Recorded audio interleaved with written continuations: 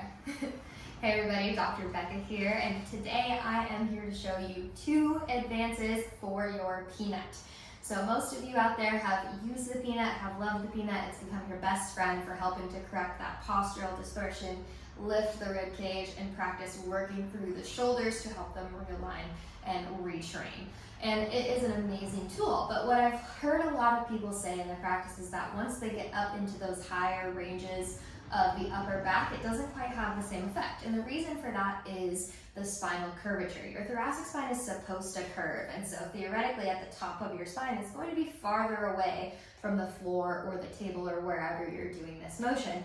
So a couple ways that we can sink into this place better so that we can still get that kind of good feeling, I'm going to show you today. So we're going to take our peanut, place it on our area that we will be doing the activity. So for most of you it's the floor, I'm going to do it here on the table.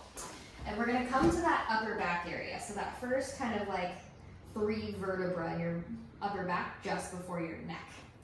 So I'll line myself up right here. And like I said, this area, because of the curvature, you're not going to feel it as much.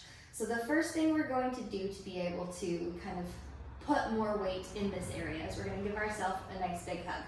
And this is, you can just stay here and you'll already feel yourself sink a little bit deeper into the peanut from doing this arm position. But if you really want to level up, you can bend your knees and then shoot your hips up like you're doing a hip bridge. And you'll really feel your upper body sink into this place. Now, because this is a little bit more intense, it is easy to overdo it. It definitely has that like hurt so good kind of pain that so many people really love. So when you do it, I will caution you to only hold your hips up in the air for about 30 seconds at a time. And then let yourself back down, let yourself breathe, because it can be a little bit intense, and I have had people overdo it with this area. So start off nice and easy, just hold for 30 seconds, drop for 30 seconds, hold for 30 seconds, then see how you feel.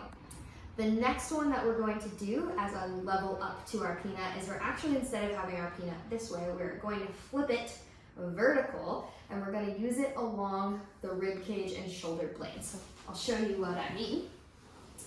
So between our shoulder blade and our rib cage is often an area that a lot of people have struggles with or a lot of pain and discomfort.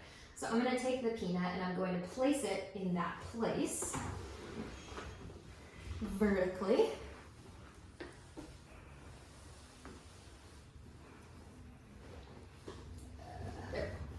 Takes a little bit of finagling.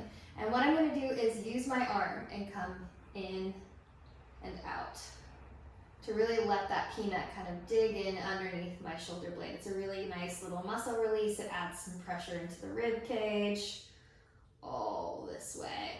And this one doesn't quite require the same level of like shimmy up and down because it's longer, it will cover pretty much the whole rib section that you would like it to. Another thing you can do is put your forearms together, palms facing your face, and reach up, keeping all of those points touching. You don't want your elbows to flare out, but keeping those elbows in. Big breath in the belly, and reaching up and back, and up and back. And that will feel really nice, really good to level up your peanut use. Make sure you're doing this after you've already gone through, just like we already know and love, peanut from bra line till just before your neck, right arm, left arm double for a set of 3, all the way up that area of the spine. And if you have any questions, feel free to let us know.